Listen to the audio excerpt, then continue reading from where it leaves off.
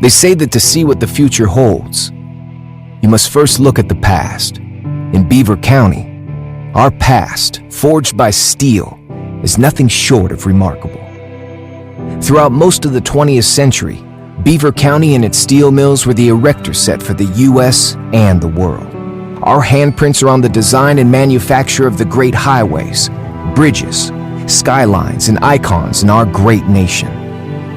We built the Empire State Building, the Chrysler Building, and the Astrodome, and it didn't stop there.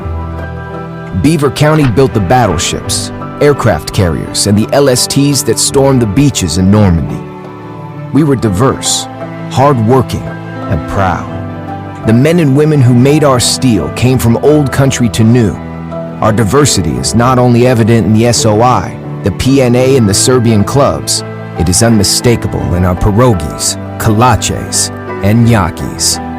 Beaver County worked hard, and we played even harder. We nurtured the original Cinderella. We chiseled the coach. We put the prowess in the Pink Panther. We reversed the curse. And we proved that one man could indeed be an island unto himself. Our heroes beat a path to Canton that no county in the nation could match. Loyalty, commitment, creativity, leadership, and industry are buried in our DNA. Beaver County rode a wave of economic growth throughout most of the 20th century, until our good fortune came tumbling down in an instant. In the early 80s, American steel turned its back on Beaver County, and our river towns took a deep dive. Mills were shuttered, unemployment peaked, and churches closed their doors. But we persevered. Like a beautiful old structure, we knew we had the bones for an extraordinary restoration. We got up, brushed ourselves off, and set a new course. This time employing energy as our catalyst. We partnered to build the engine that will fuel the nation with an investment measured in the billions. And that's just the beginning. We're building schools on the cutting edge of technology, arts, and science. We're launching new businesses and entrepreneurs. We're taking healthcare to our communities. Our neighborhoods continue to welcome diversity. We have homes, townhomes, condos, and apartments apt for everybody, and we still know how to play. In fact, that's always been our strong suit. So, this is our invitation. We're inviting men and women with bold ideas, companies with vision, and families that value loyalty and community to celebrate our renaissance. You see, in Beaver County, we're proud of our past, tireless in our present, and confident in our future. And that's where you come in. Won't you join us? Beaver County is open for business.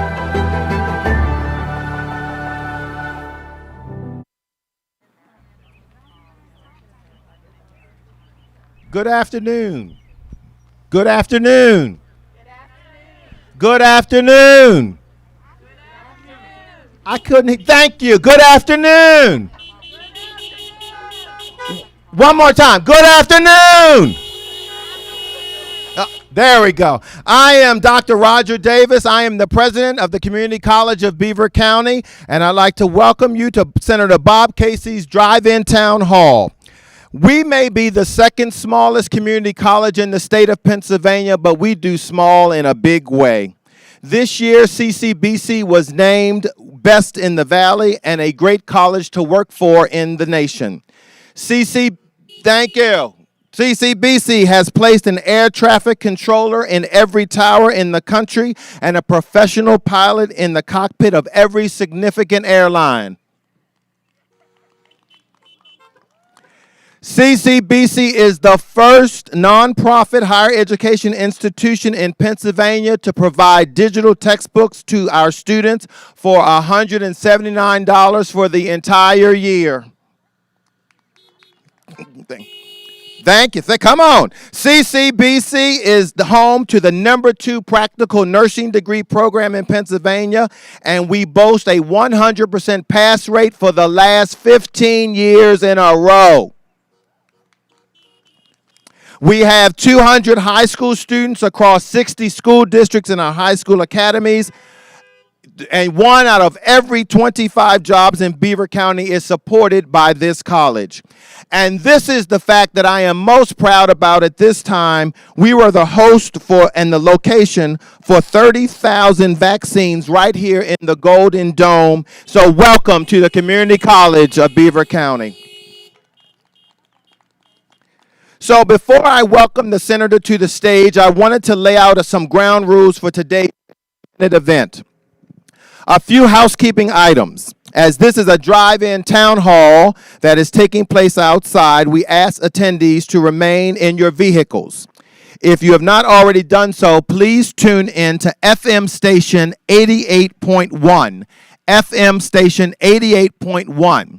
Please keep your car running because we don't want the batteries to die. So 88.1 FM station. Senator Casey and I will remove our masks, but please remain 6 feet away from each other.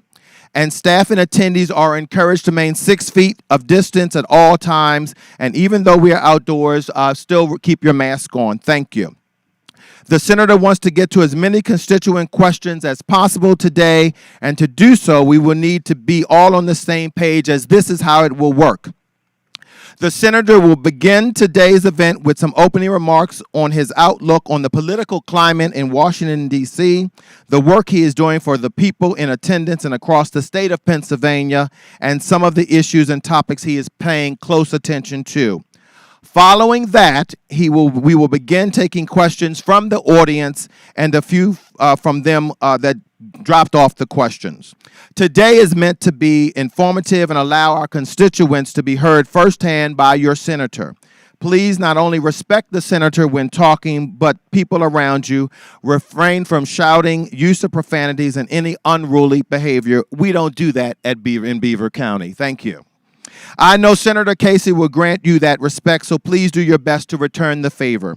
Finally, as you can see in front of the stage, the event is open to the media, and by entering this event, you saw on the signs on the entry that your questions, name, and images have been consented to being used by the news outlets here this afternoon. If this is not your wish, now would be the best time to make your way out of this event space. With that said, it is my honor to welcome Pennsylvania Senior Senator, United States Senator Bob Casey.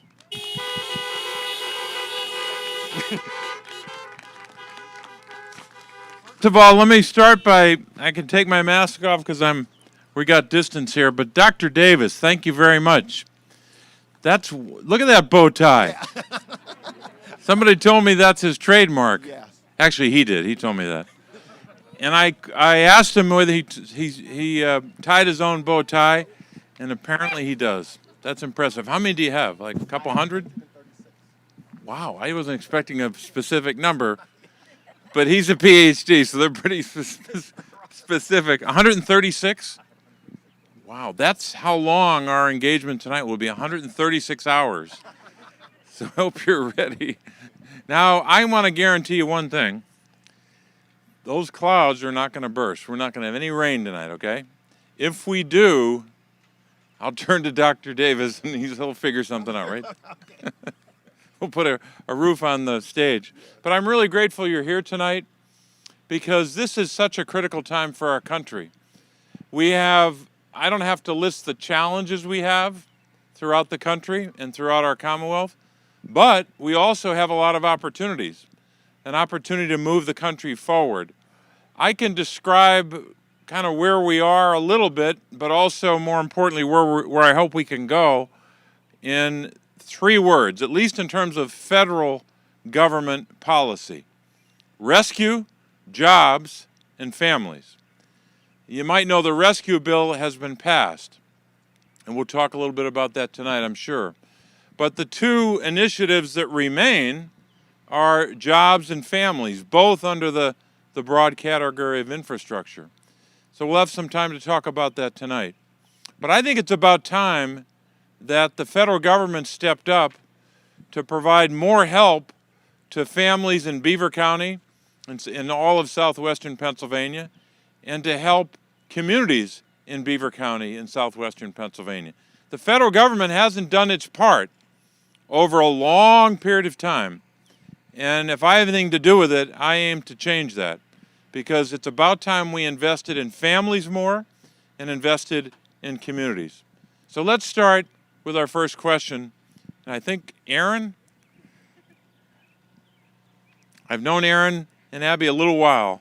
Yep. Some of the battles we've had on healthcare. But Aaron, we're grateful you're here. Thank you. Well, thank you for having this event. As you know, my youngest daughter Abby here, she's a mischievous troublemaker. She's wonderful, but as she grows older, she's going to need more care. She's going to need more home care and community-based services. And I know that there is a bit of funding in the American Jobs Plan for home and community-based services. And I was hoping that you could explain to my neighbors and my friends just what that would mean for kids like Abby, as well as for my neighbors who work in healthcare and in home care, and for those union jobs that would be supported by this. Well, Aaron, thank you. And I want to thank you and Abby for being here again. And I say again, not because we've been in this parking lot before, but because we've been together, as many here have been, together on the battles on healthcare. I won't bore you with a long list of stories, but you're here again to stand up for an important part of what we're trying to do. You know, a lot of people think that when we talk about what should be next in this jobs bill, it's really a bill to help us build back part of the country, part of our country, sometimes build for the first time, in other instances rebuild. But what we're trying to do is, as President Biden has said, is build back better. Not to where we were in 2019 or 15 years ago or 30 years ago. We need to build back better. And that means a big federal investment in infrastructure. And everyone knows that we need a lot of investment in Pennsylvania in bridges, right? That's true of every state. And roads and waterways and water and sewer and so many parts of our physical infrastructure. But what a lot of families tell us is, well, that's not the only infrastructure that's important to our families, because some of that infrastructure means the infrastructure of caregiving, the infrastructure of helping families just get to work every day. Mm-hmm. For some people, they literally need a physical bridge to get to work. A lot of us do. But for some families, they're also going to need other kinds of bridges. One of those bridges is home and community-based services. What does that mean? Well, what it means is principally two groups of Americans, seniors and people with disabilities, who have chosen and have an opportunity when they get a waiver, but that's the problem, it's limited, to get those services in their home or in the community. So if someone says, well, I have an option because I was benefiting from a waiver and I'm not going to have the skilled nursing care or other care that I need in a nursing home, I'm going to be able to get that in my home or in the community.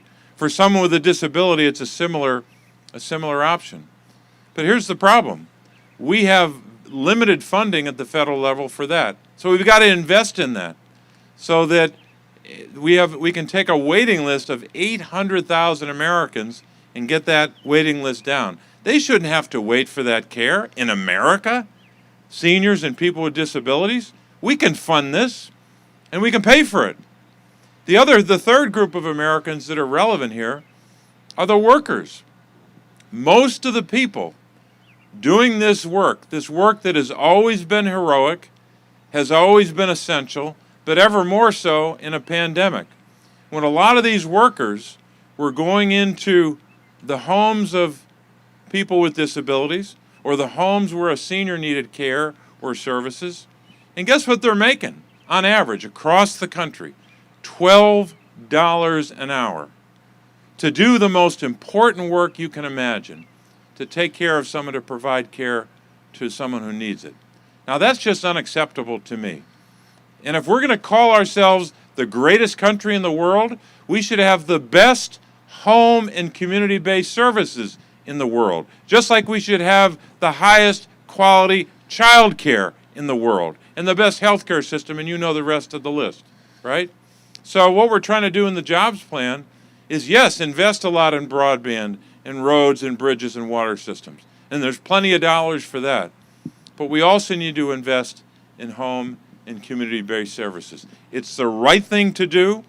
We can afford to do it, and it's frankly long overdue, because these workers making $12 an hour, mostly women of color, doing that important work, and those seniors and those Americans with disabilities deserve that care. So, Erin, thanks for raising this important issue, because I think people are starting to focus on it. Thank you for fighting so hard for kids like Abby. Thanks Thank so you. much. Great to be with you again. Good to be with you. Thanks, Abby.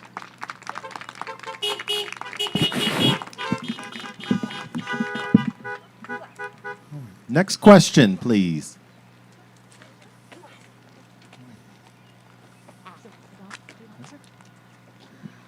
You can take your mask. Hi, this is Shepard. This is his question. Do you want to ask it? You do it. Okay. His question has to do with air pollution. Uh-huh. And he wants to know. Do you want to say it? Because he practiced. He wants to know, how can we have less air pollution? Is that your question? Yes, he wants to know how we can have less air pollution and use less gas in cars. Was that correct? Did I get it right? Okay. Well, Shepard, thanks so much for being here. And you know, when I was your age, I don't think I ever asked any questions in public or went to any town hall meetings. So you're way ahead of me in asking that question. And it's a good question, because a lot of us are wondering not just about the future on some of the issues I just talked about, but we're also wondering about what are we going to do to pass legislation that will help us build or rebuild parts of our infrastructure, parts of our communities, but also how do we do all that and make sure that we're creating a lot of jobs, because we want to do that as well. But also, a big part of what we're trying to do with this jobs bill is to focus on combating climate change, because we know how much of a threat that is to human life. We're all threatened by climate change. We're all threatened by what that means to our planet. And I think we have an obligation to protect God's creation. And so that's why we've got to do a lot of things in one bill, including dealing with issues that involve pollution. And one of the best ways to do that is to try to invest in alternative sources of energy. Now, in a state like ours, we have a lot of our energy that comes from nuclear power and from natural gas. What's growing, though, in the places we get our energy from are renewable sources of energy. So there's a lot we can do in a bill like this that I just mentioned before, by providing incentives so that we have more growth, more investment in those alternative and cleaner sources of energy. So I think that's the real short answer, is we've got to invest in strategies that gets us away from practices or approaches to energy that cause pollution. That's the big part of it. And the other part, of course, is making sure that we take action against those who are engaged in pollution. When they violate the law, they have to be held accountable. So you've asked a critical question I think a lot of people are thinking about as we thinking about this jobs plan that we're debating right now. So thanks for that question. Can I say thank you? Thank you.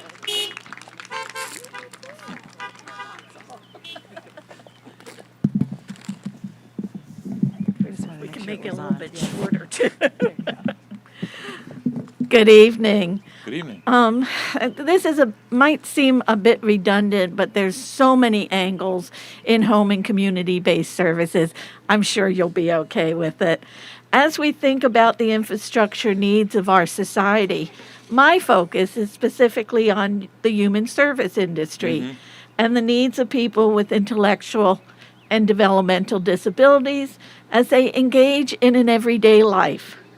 As such, my question is, what resources are we willing to commit to re-envisioning and or creating an environment that will sustain a full continuum of services essential to the people being served through home and community-based services. I want to make sure I get, and your first name is? It's Susan. Susan. And you want to, principally you're concerned about funding, is it? Yes, how do we go about funding? And also, as the world is changing, just as infrastructure used to mean roads and bridges, Right. and now means families and all the structures we put into place to support a society, how are we going to envision how we go about providing these services? One thing you spoke to was waiver, and the fact that you have to waive yourself out of your institutional rights. Well, who wants an institution? But then you wind up on a waiting list. Yep. And the waiting list goes on and on. So how can we re-envision the service so that we can provide more services to more people to the degree that they need? No, it's a great question, Susan. Thanks for asking it. And I think it gets back to maybe a fundamental question about values, right? Whom do we value?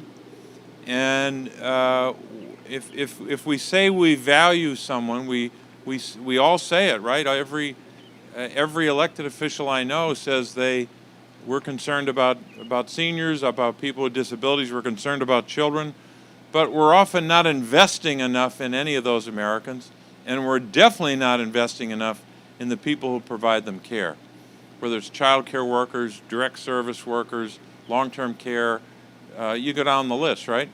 So part of it is just putting in front of the country what our values are and seeing whether we're measuring up. And we're not even close, at least with regard to what the federal government's doing. Secondly, we can at the federal level say, well, that's just your job at the state level. You just gotta find the money for that somehow. That argument was made before we passed the rescue plan.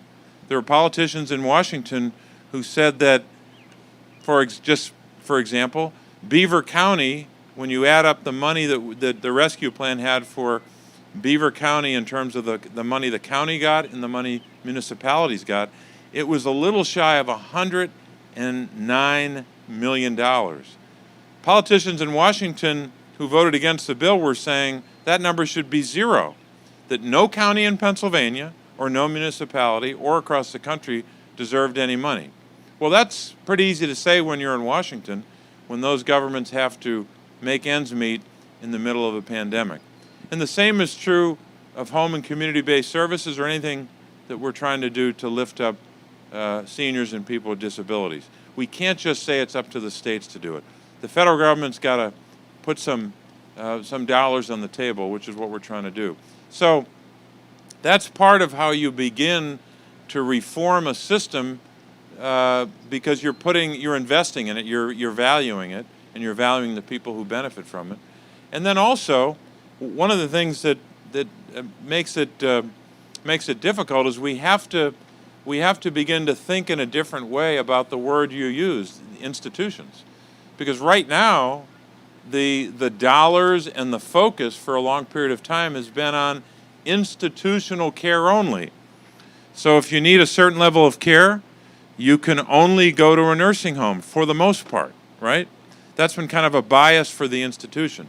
We've got to change that, because most people, if they had the opportunity and it can work out for them, most people would choose to have care in their home or in a community setting. So that shift is going to require some work. I'm not saying that the dollars will be the only thing we have to do, but getting the dollars invested here is critically important. So the jobs plan is important for a lot of reasons, but home and community-based services is at the core of it.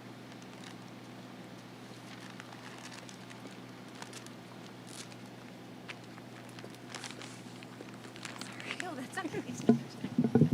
I probably won't. It looks like it's the right height, so I think you're good. Thank you. Hi, Senator Casey. How are you? I'm good. How are you? Good. My name's Erin Kelly. And Erin, how are you? I'm very great. So I do some political consulting out here, but first and foremost, I'm a human rights activist, and you've been such a wonderful leader for a long time now, as I've been in the movement for a long time. So thank you for your always for your support. We unwavering can always trust your vote for those things. So thank you. Switching gears though. Of course, want to stay on brand here and ask about the infrastructure bill. So what can we expect to see here in terms of green energy jobs that would be part of the bill? What kind of industries can we expect to move in? Particularly thinking 50, 60 years down the road when folks like Shepard and Abby are, looking at retiring and looking at raising their families here. What kind of jobs will they have? And secondly, we know President Biden definitely included funding for Amtrak in the bill. And I was wondering how Beaver County can expect to see that money utilized. I know there's not much of a stop here for Amtrak. We'd either have to go to Pittsburgh or Cleveland to access the Amtrak. And it, as I'm sure you're well aware, it only runs once throughout the state per day. And so how can we expect to see some improvements to that? And how can we expect to see it here in Beaver County? Thank you. I was going to ask Dr. Davis if he wants to have an Amtrak stop at the Beaver County Community College. I'd like to be able to say I could promise that, but probably not. No, but there's no question that the investment we're trying to make in the jobs plan and transit, whether it's the transit that we have with Amtrak or public transit, which in some ways in a lot of communities is going to be the place where they go just to get to work and to be able to live their lives. That investment in transit was, I think, a little light in 2020 in some of those bills, but a much bigger and substantial investment in transit in the rescue plan. But long term, as you said, we've got to focus on it in the jobs plan, because rescue was, in one sense, like going into a burning house and getting someone out. You don't have a lot of time to think about it. You just got to get them out of the danger. That's what the rescue plan's about. Vaccinations, getting more schools open, helping families that are really hurting. This phase of what we're trying to do is almost by definition a much longer term. The investments are over 8 years, but the impact of the investment in infrastructure is supposed to last decades, right?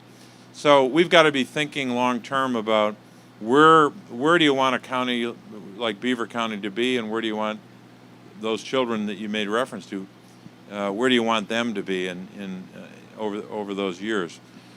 A lot of what we have to do is, as we're investing in better sources of clean energy, which I think is going to happen, it's happening, the marketplace is driving us there anyway, but the jobs plan can incentivize it even faster. But with that comes a lot of job creation. What I don't want to happen, though, and this often happens when you pass legislation that has the effect of creating jobs, or at least creating the conditions for jobs.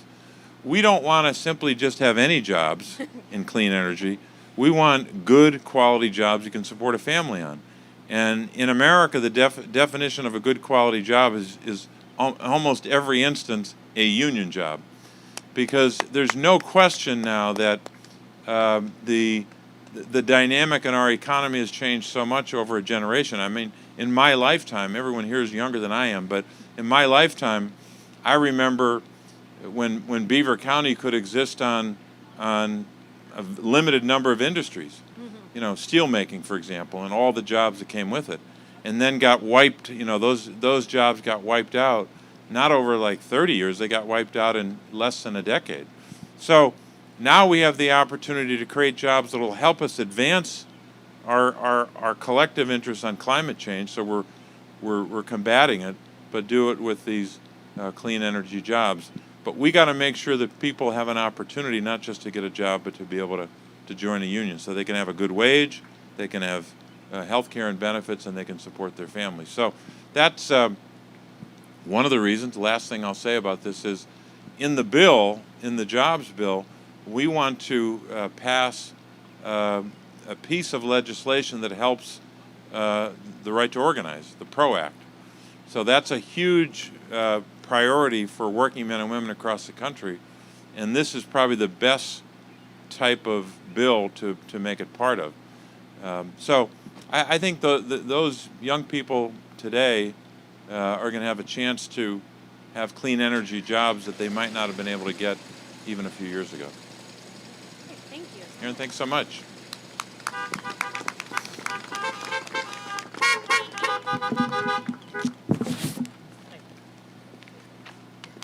Hi, Senator Casey. Thank you so much for coming. Sure. I'm Tammy. I'm from Center Township, and 2 weeks ago, I met virtually this year with Josh Kramer from your office yeah. For our Capitol Hill Day for the National Psoriasis Foundation. Uh-huh. My part was talking about the Safe Step Act, which I know is in the Help Committee right now. Those of us who have chronic illnesses of any kind have trouble a lot of times accessing the medication that our doctors prescribe for us because insurance companies want us to take something generally less effective and cheaper before we can move on to something more effective. This is something that has affected me personally because due to not being able to access medication that would help me for quite a while, I've ended up with 2 joint replacements and permanent spine damage, which I have to have procedures on all the time. And this doesn't just affect people with like psoriasis. This is high blood pressure. This is diabetes, people with depression. We're just having trouble accessing the correct medication that would save the insurance company money down the road in treatments and surgeries if we were just able to have some common sense patient protections in place that take that step out between us and our doctor. Mm-hmm. So you said that and Tammy, I appreciate the question. I'm going to make sure I know. You said there's a bill now, right? In Before the Help Committee. Yeah, it's 464, the Safe Step Act. It was introduced by Senator Murkowski, Hassan, Cassidy, and Rosen. Well, that's a bill that's going places. Yeah, it's a very bipartisan bill. Yeah, just for people who don't know, when I say that, I don't want to use acronyms without explaining them because there are too many of them in Washington. But HELP is the committee, the acronym for the committee, Health, Education, Labor, Pensions. I'm a member of the committee. I'm going to have to check to see whether or not we've co-sponsored. I'm not sure that I have. Okay. Not yet. Okay. But I would really appreciate it if you would. All right. Well, you're doing a good job lobbying right here, Tammy. But the fact that you've got already those 4 senators.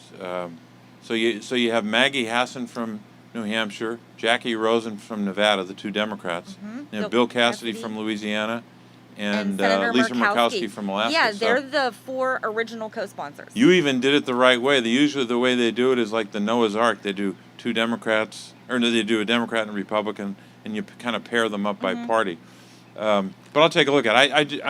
I just haven't reviewed it, but if Josh is reviewing it now, I'm sure he'll have a recommendation from me. And Josh was wonderful. I just want to say he was wonderful. We just had a great time talking to him. And thank you so much for always being so Tammy, accessible. I'll let you in a little secret if you don't tell anyone. I know you won't tell anyone this. I won't. The staff is the key to any Senate office. You know that, right? Oh, yeah. Yeah. Some senators won't admit it. I will. But Tammy, thank you. And Thank you. I'll make sure we follow up with Josh. Thank you so much. Thank you.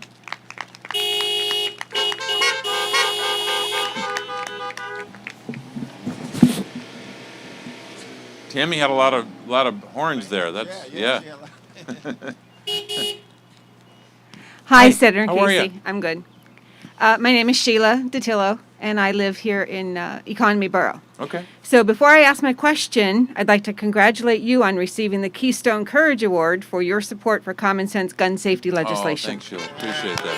Thank you. You know, just a quick commentary on it. We had an event the other night. It was one of those.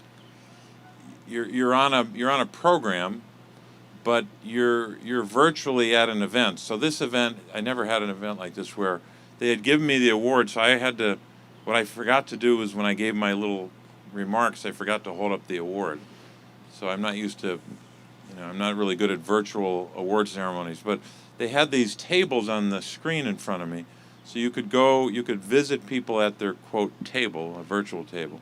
And we kept moving around to different tables. But it was a unique experience to talk to people virtually who technically aren't at a table, but it was a nice program, and obviously gun violence is something we're all just so anxious about. I think so many Americans are. Yeah, that's what brings me to this question. Yeah. So, in recent months, some Beaver County communities have passed resolutions declaring themselves Second Amendment sanctuaries. Uh-huh. My borough, Economy Borough, is currently considering this resolution, and a neighboring borough township, New Swickley Township, passed theirs in January. And I recently learned that there's a push to have the entire county pass not a resolution but an ordinance to declare itself a Second Amendment sanctuary. So I'm concerned that if this movement continues, it would create significant confusion among law enforcement and citizens regarding when and how existing gun violence protection laws can be enforced, which could lead to some really dangerous situations. Could you speak to the potential dangers of local municipalities passing these types of legislation or ordinances and resolutions? Well, part of the problem here is Washington is kind of checked out of this issue for it's now 8 years.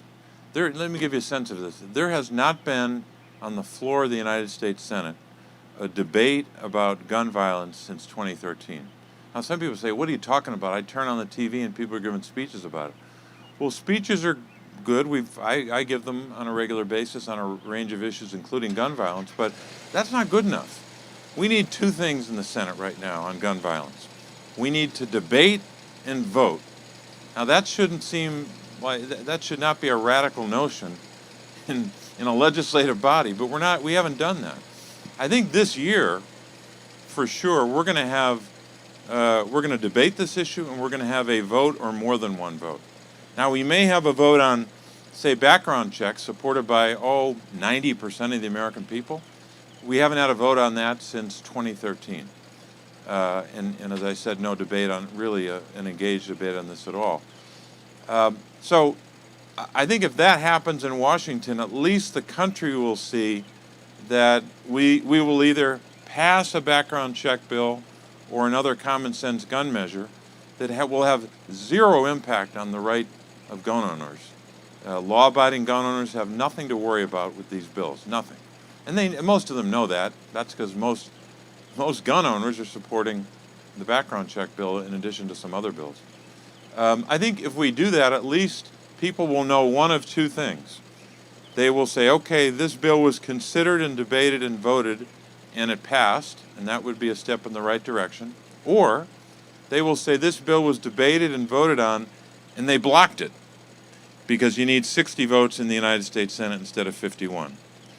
But either way, we will have, I think, brought to the attention of the American people what the United States Senate can do to at least begin to have a positive impact on gun violence and not undermine anyone's rights. I think that will help clarify things in a lot of local communities. And local communities certainly have a right to debate this issue, but I hope that when they're debating it, folks would be honest about the fact that these measures are not going to impact someone's right to have a firearm. If they're passing a background check, wouldn't anyone want that done? But I think sometimes the confusion often starts in Washington more than it does in communities. But I think Washington has to do its job, and I'm hoping that will begin to clarify for the country what's at stake. And I appreciate that, but in our local municipalities, there is going to be confusion over, I just use the example of protection from abuse order. If one were to be served on somebody and he thought or she thought that they don't have to give up their guns because Economy Borough said that we are a sanctuary, and now you've got the sheriff showing up trying to take the gun and a dangerous situation. Is there a way to communicate to municipalities that while they may pass a resolution, that doesn't exempt them from following state and federal gun protection laws? Yeah, there's no question that both communication about legislation that is passed as well as enforcement is going to be critical. And I think sometimes we we legislate and we don't communicate. We pass something and say, okay, that's done, let's move on. No, I think you're right. I think it's going to be very important to communicate, especially when you've passed something. But at a minimum, we've got to put this in front of people and have votes up or down. If a senator wants to vote against a background check bill, fine, but you got to put them on the record and have a vote. But this is an issue at a local level I haven't heard as much about, and be interested to follow it. Okay. Thank you. Thank you. Thank you.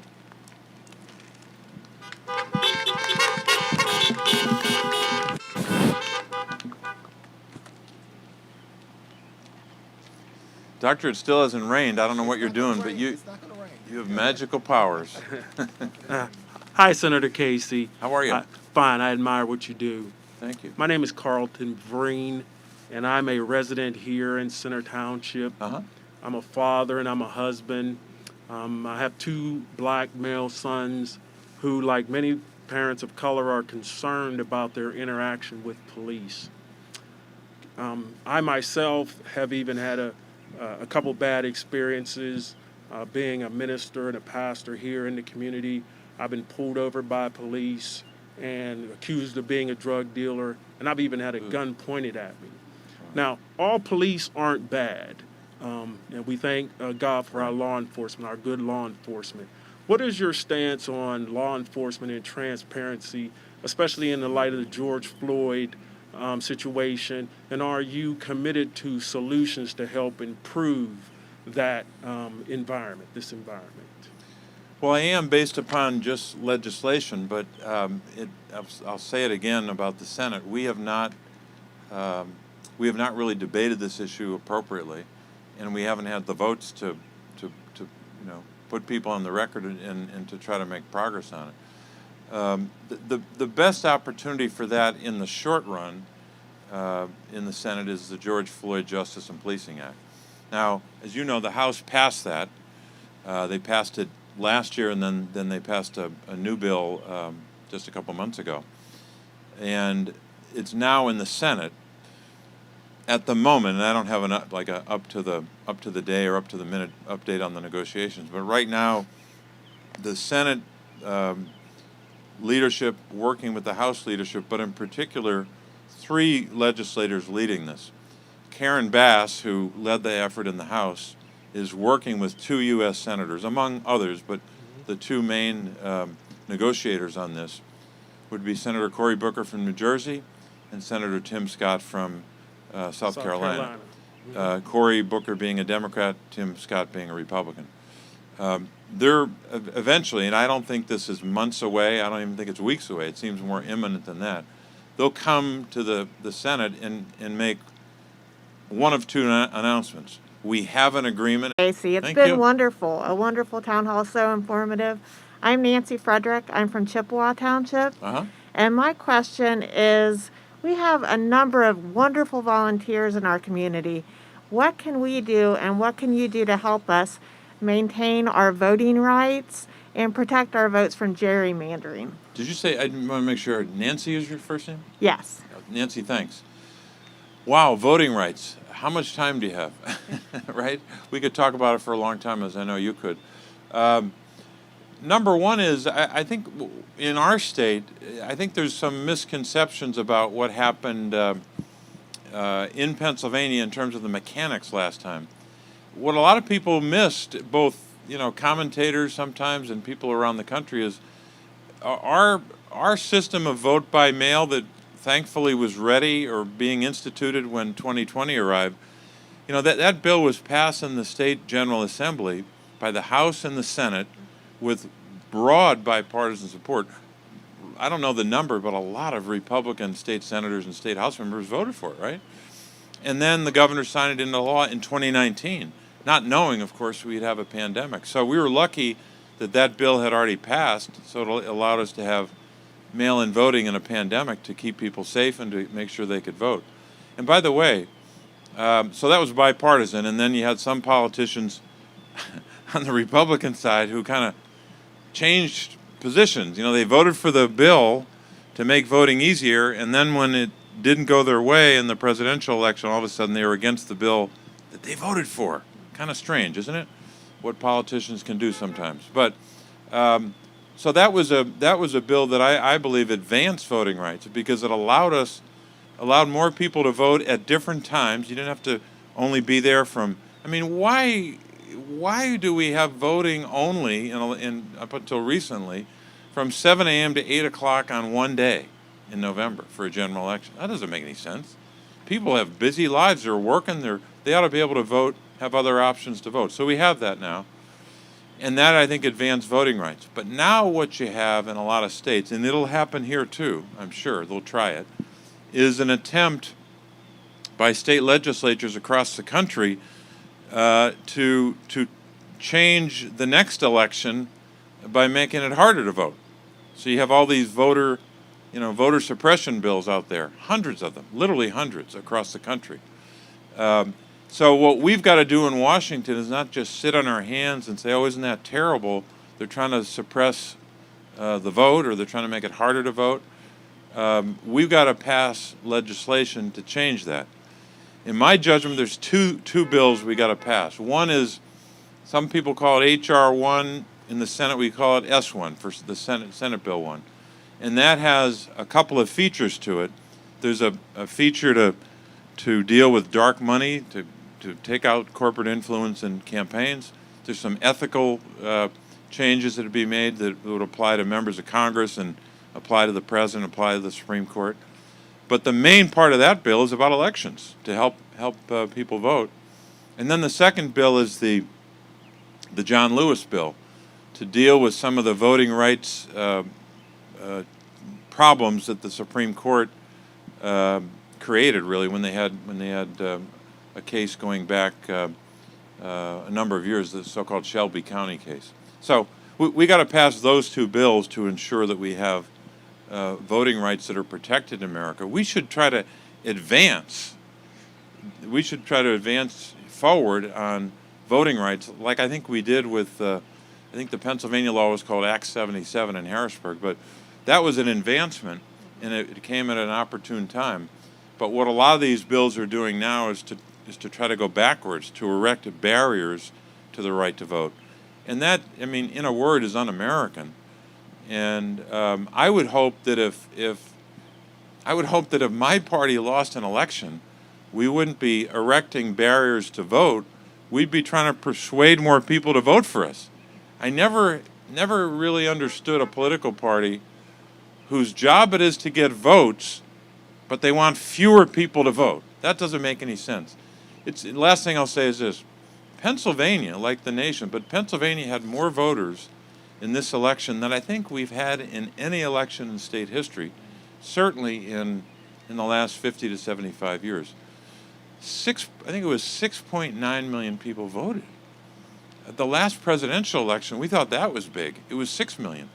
So you had almost 1 million more voters in a pandemic because we had a bill in place or policy in place to let people vote in different ways. So I think we got it right, and I hope other legislatures around the country won't go in the wrong direction. Thank you. Thank you. So Nancy was from Chippewa. Anyone else from Chippewa? All right, we got a few. And Chippewa, Senator, is we have a second location there. We have 16-year-olds that fly planes in Chippewa for our college. Wow. But they're great, though. Wow. They don't have a license to drive a car, but they can fly a plane in Chippewa. Welcome. Thank you. Good evening, Senator and Good evening. Dr. Davis. Thanks for my shot. I got them right here, both of them. That's great. Yeah, I appreciated it. I want to give a shout out to the Beaver County Democrat volunteers that Sheila heads up, because they've done amazing things. Good job. And that leads into my, it's really a softball question, but I'm just exhausted since the November vote. Yeah. And I just can't do big things, but I really want to help, and I'm really passionate. And I wanted to know, what are some little things that we can do weekly to help protect our democracy, or for me to keep Democrats where we are? I can't face big things right now, but Yeah. what are little things I can do? Well, you're doing more than a little thing just by being here tonight. it's to come out in a public setting and talk about public policy or issues. That's part of being in a democracy, and I appreciate you doing that. But I think in addition to that, in terms of protecting democracy, protecting the right to vote, these big issues that we maybe sometimes took for granted until maybe the last, 6 months or the last year. I think there's a lot we can do individually now that we weren't able to do years ago. For example, if years ago, if you wanted to organize a meeting or a march or a rally or some kind of gathering or some kind of demonstration, gosh, you had to work on that for weeks, right? You had to call people and make lists and do all the old-fashioned things. Now, because you have social media and you have other ways to aggregate people, one person can be, the beginning of a movement, or one person can do a lot just from their homes, and we've obviously learned that in the pandemic. So I think if the more that we can put in front of people what's at stake for them and their families, the better. I mean, one of the reasons why I'm so happy about what happened in the rescue bill and what I hope will happen in the jobs and families bill. It doesn't have to be two bills. We can make it one big bill. But is that we're trying to focus on real, the challenges real families face in real communities. And Washington, doesn't do that very often, not nearly enough. But in this instance, in terms of your question, there's a lot that we can do in some ways just by telling stories about what is at stake. Sometimes we have debates about a policy or how much something, the funding for it or what's going to change or what's in a bill. But sometimes the most persuasive thing that you can do to move an issue forward is to tell a story, or if it's not personal to you, to repeat the story of someone's life. Obviously, there's no way that we could have won some of these battles on healthcare if some of the people here, including Erin that you met when we first started tonight, if she wasn't willing to say, this is what healthcare or Medicaid means to my family and my daughter, in her case Maggie, and if families like her didn't come forward, we would have lost that. For sure, it would have been lost. And we wanted, we were able to defeat the wiping out of all of those healthcare protections. We almost lost it by one vote. So those stories are very powerful and have a huge impact on moving policy forward. And sometimes it's up to people like me, but all of us can do this. We can tell those stories over and over and over again. And the good news, I know there's a lot of bad things that we lament, and appropriately so, about social media. There's a lot we could talk about tonight about how bad it can be. But the good part of it is you can take a story and it can go across the country and across the world in seconds. And in the old days, as you know, that would have taken a long time. So I think repeating and telling stories about the impact on someone's life if we curtail or place obstacles in front of them in terms of voting, or if we take away health care, or if we don't invest in child care or things like that. So I think there's a lot we can do individually by telling the story about real people's lives. Thank you. Thank you.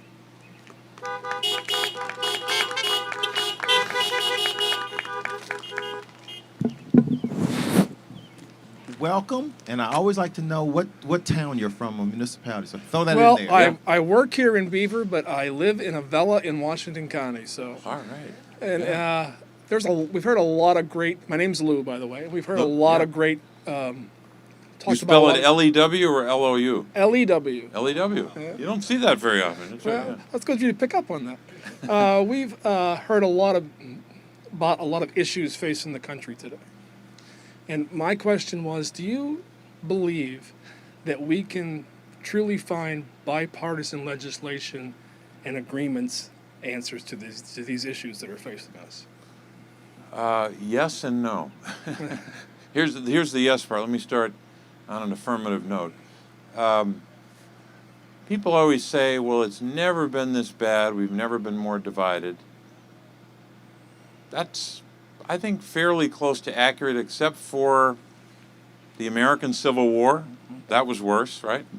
But we've often had disagreements where you had a Democrat-Republican disagreement, or you had a disagreement that centered on, centered more on political differences or partisanship, but it wasn't always the result of partisanship and ideology. And sometimes when you have both of those percolating, it's very hard to find any common ground. And I think we have a lot of that now. I just think that's a reality. So that's a challenge. But here's the good news. There already has been this year, and there will continue to be, even in the U.S. Senate, bills that will pass with overwhelming bipartisan support. Sometimes they don't get as much attention as where we're divided.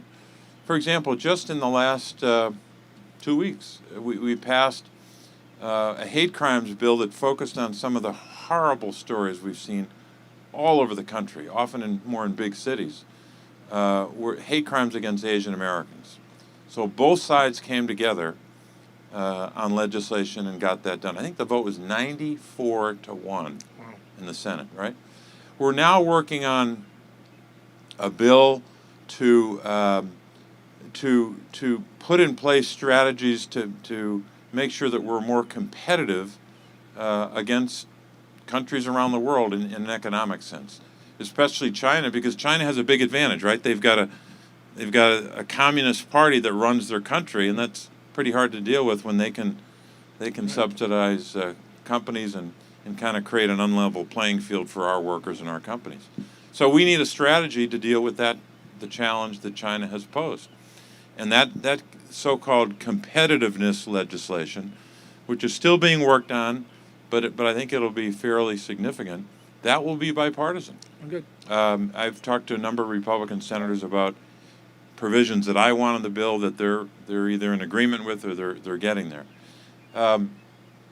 We have a bill now that I just reintroduced. I've had it for years, haven't been able to get there yet. Pregnant workers' fairness. What does that mean? Well, you have this little glitch in the law where 30 years ago we passed the Americans with Disabilities Act, right?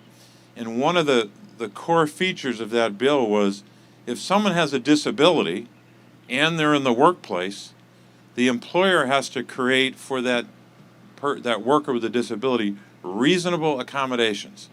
It didn't say that employer has to do anything the employee wants. It has to be reasonable. And what's reasonable for this company might be different for that kind of company. We've never had a similar provision in law, it was very clear in the law, for folks in the workplace who happen to be pregnant, women. And often in the workplace, when a woman is pregnant and she is seeking those reasonable accommodations, the employer has been basically saying either no or no because the law doesn't require I do that. So we're trying to pass a law to make that very clear in the law that you got to do the same in a workplace setting for a woman who's pregnant as you do for someone with a disability. Use the same standard. I have a couple of Republican senators working on that with us. Great. And that's been hard sometimes to sign up folks in the other party on that. So my point is that there's plenty of areas where we can and will agree.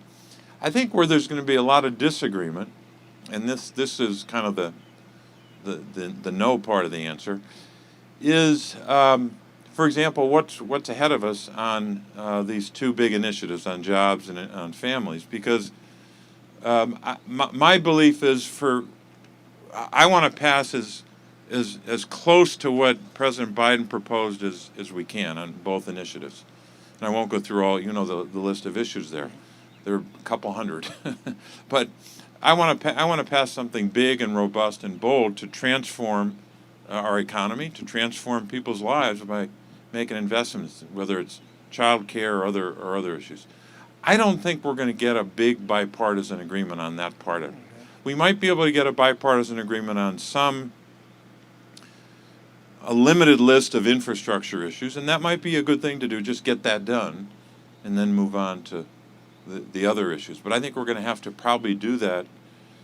You know, the things that I'd like to do, the bigger initiatives that the president's outlined in a 51 vote so-called reconciliation bill, and that's harder because it's a difficult pathway and it's complicated. But so that's where I think it's harder today to get bipartisan agreement on big, overarching pieces of legislation, and that's just I just think that's a reality that we have to confront today.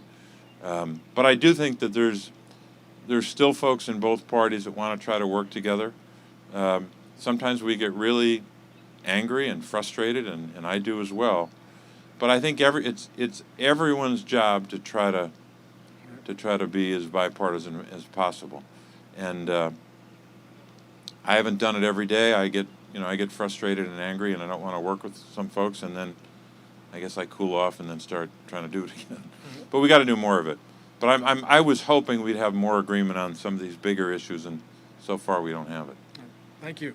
Thank you, Lou. Appreciate it. Thank you, Lou. That's our sister county, Washington County. Thank you, Lou. That's right. Yeah. Yes. Welcome. Hi, good evening. Good evening. My name is Caroline Radichai, and I'm from McCandless Township. So if the U.S. were to increase its focus on combating global poverty, more global consumers would arise, thus significantly benefiting U.S. businesses, which is especially vital during the pandemic. And I'm sure you're probably aware that the U.S. Chamber of Commerce and many top U.S. companies have called on Congress to increase the international affairs budget. Do you stand with the business community on this? I do, and Caroline, that's a really thoughtful question. And I have 4 daughters, and our second oldest is Caroline. And I'm going to tell her that I met another Caroline who asked a really good question about the world. This is bigger than Beaver County or Pennsylvania or the country. No, I'm happy that the chamber and business organizations are supportive of the international affairs budget. I wish they would use a bigger microphone and yell into the microphone because they sometimes are a little too quiet about it. But I think you're right to point out how important that is for not just for the world but for us. Usually if someone has enough to eat and they're able to keep their family safe and healthy, they're probably going to be you're probably going to have more customers for your businesses, right?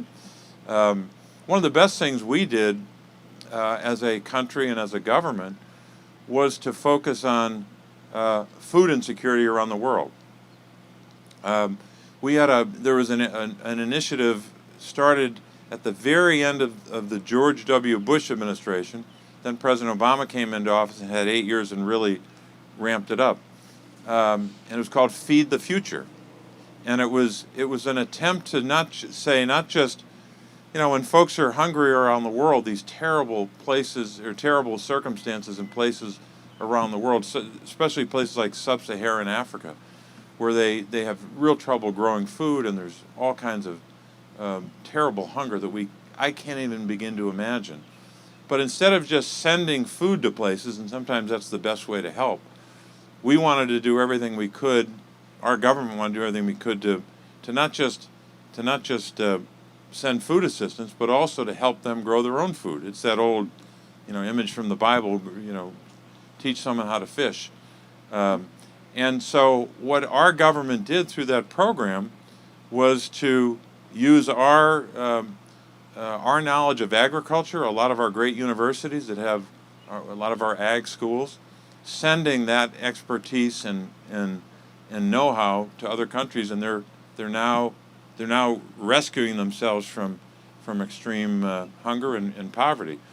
It's been especially significant in terms of reducing the number of children around the world who have been saved from the categories of hunger, where you not only just have hunger but extreme hunger and really extreme poverty. That program has been really successful. Not in every country in the world, but a lot of them. They've signed up a lot of countries to be part of that, and it was done by our federal government, with our tax dollars, is one of the best things we ever did. A lot of children, and I'm not talking about hundreds of thousands, I'm talking about millions of children in the world will not suffer from extreme poverty or extreme hunger because of what our government did. And now we have legislation that was passed a number of years ago that I worked on with a group of Republican senators, different ones at different times, to make that part of our, to make that program part of our law. So a lot we can do to address issues even as difficult as food insecurity around the world. Caroline, thank you very much. Yeah, thank you.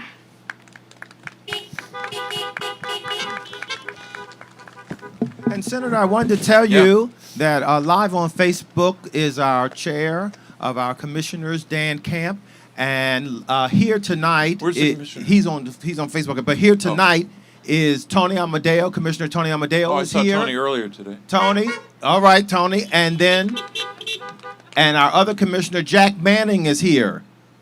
Jack's in the back. Where's Jack? There he is. All right. So all three commissioners are tuned in. Commissioners have hard jobs. Yes, they do. Just like mayors do.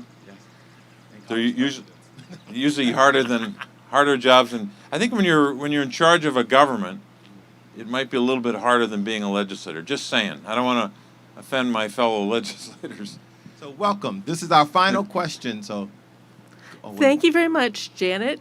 Hey, Janet. And Beaver, and I just wanted to ask you that, Beaver County is a big union area. We have a lot of union retirees and stuff. Yeah. So I wanted just to ask you that how would the PRO Act help reduce corporate power, and how would it help people get better wages and jobs, especially women, because we know that transparency for women in wages can really help in equal pay. Well, first of all, your mask, what's that insignia? I can't see it from here. Coalition of Labor Union Women. I'm also a proud woman of steel. Hey, that's great. Thanks for bringing that message and that mask. That's great.